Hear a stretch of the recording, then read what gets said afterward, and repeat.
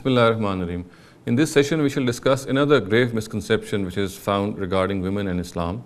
It is generally held by certain quarters that women will outnumber men in hell. And the basis of this opinion is generally regarded to be a narrative. And I'll read out the words of this narrative to you. It is recorded in Bukhari and it is narrated by Abu Sa'id al-Khudri.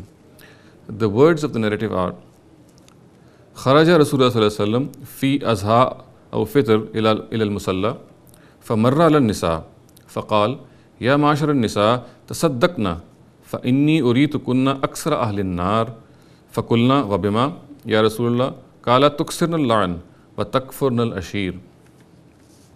Abu Sa'id Khudri reports, Allah's Messenger went out to the place of worship on the day of Eid al-Azha or Fitr, and he passed by women and said to them, O women, give in charity, for have been shown the majority amongst you as the inmates of hell.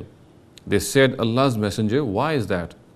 He replied, it is because you curse a lot and show ungratefulness to your husbands. So on the basis of this narrative, it is generally understood that the population of women in hell would outnumber that of men.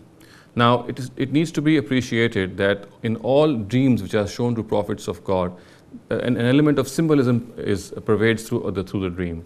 One cannot interpret a dream literally. Dreams of prophets are actually a means of teaching and a means of instruction and training to them, and in them facts are symbolized, and this symbolism is very subtle, and therefore we must not interpret these dreams literally. A very famous example of such a dream is found in Surah Yusuf in the Quran, in which we know that the Prophet Yusuf dreamt that the 11 stars and the sun and the moon are going to bow in front of him. He saw them bowing them in front of him. And he, of course, understood that this symbolism, what meant to be conveyed through this was not the fact that these heavenly bodies are going to prostrate themselves before him, but the fact that they convey some other reality, and which later on we know came to light as the fact that his own family would submit to him. So therefore, we must not interpret any reality which is shown in a dream the way it is, and we must seek and we must look behind this and seek the symbolism which is actually captured in the words.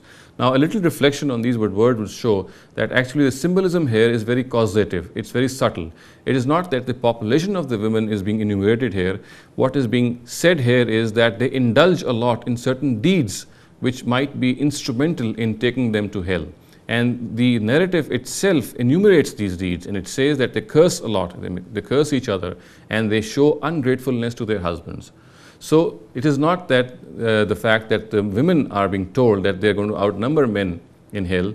The fact of the matter is that they are being told that there are certain deeds in which they indulge a lot, which might be instrumental in taking them to the grievous punishment of hell. And as I said, the narrative itself enumerates these deeds.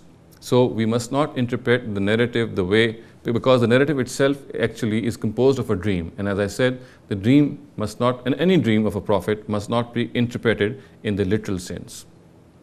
أقول قولي هذا واستغفر الله لي ولسائر المسلمين والمسلمات.